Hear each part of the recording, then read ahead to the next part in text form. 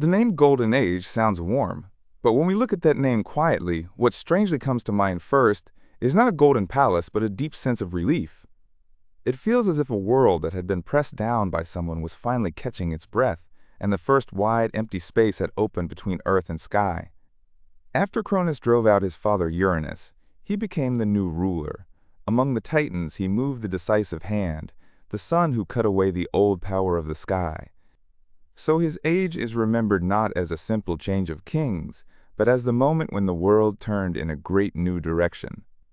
And yet myth gives this period a surprising name, the Golden Age. It says that the most peaceful time unfolded under a power that began with violence. That contradiction is the strange force of Cronus' story. A door opened in blood, and inside that door, abundance and calm waited for a little while. The people of the Golden Age were said to live without painfully plowing the fields.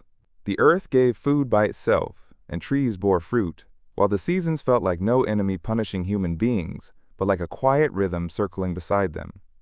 It was a time before the struggle to survive had clearly turned people against one another. It is also said that laws were hardly needed.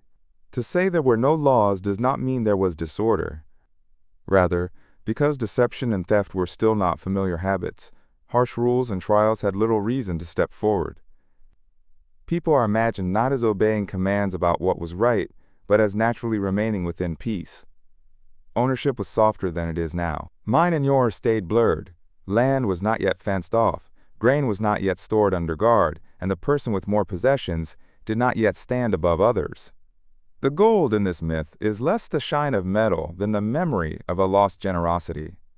People in this age were not said to be very far from the gods. The voices of the gods felt closer than they do now, and the world had no hard borders yet. Human beings are not drawn as creatures who collapse through age and sickness, but as beings who live quietly, as if taking a long afternoon sleep, and then softly disappear. This kind of story is less a record of actual history than a wish human beings have carried for a very long time. Everyone thinks of it at least once. People imagine a time when no one starved without labor, no one had to live in suspicion, and no one had to fear the body growing old. The Golden Age is longing made myth. But this piece is not innocent. Beneath the throne of Cronus lies the memory of the sky that was cut away. He may be called the king who ruled the world gently, but he is also the son who lifted a sickle against his father. The light of the Golden Age rests on that darker ground. So this story gives us no easy answer. A good age does not always come only from a clean beginning, and even inside a door opened by a bad act, peace can briefly arrive. Myth does not hide this discomfort. Instead, by giving the age of Cronus the most peaceful name, it shows us that the roots of peace are not always transparent. Cronus is often tied to the image of time.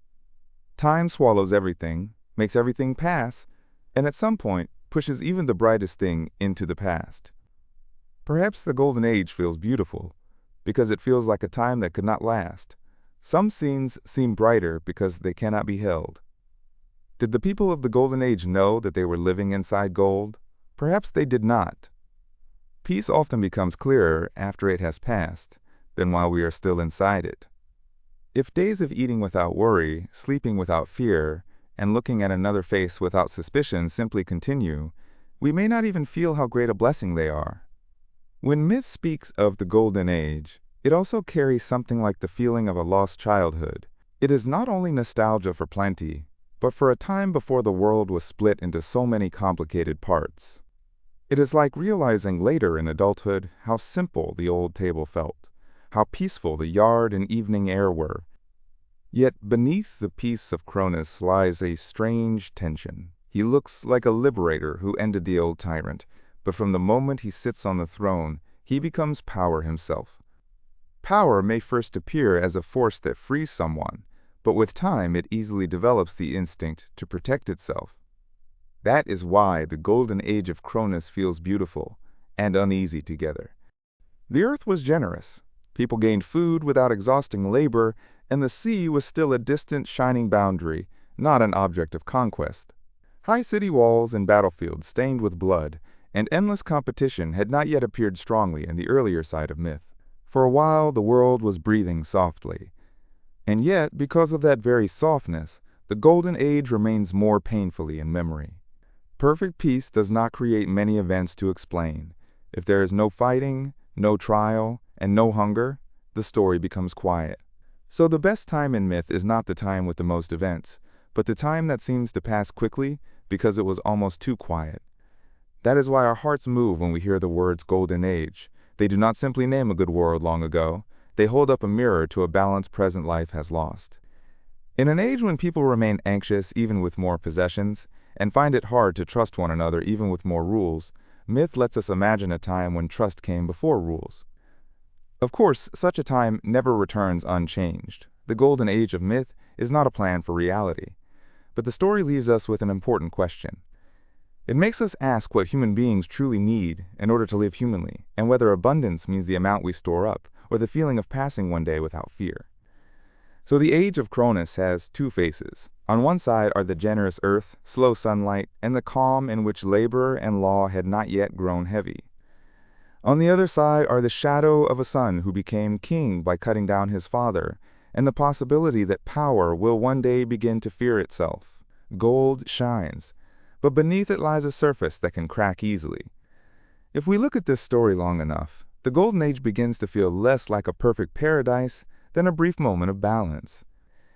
It was the moment when the world caught its breath after violence, when abundance covered fear, and when human beings had not yet fully learned the weight of their own desire.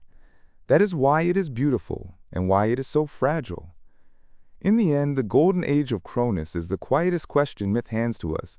What is a good age? Is it an age when the ruler is strong, when the land is generous, when the law is strict, or when people can suspect one another a little less? Before that question, the golden light remains not as splendid decoration, but as the color of a lost peace.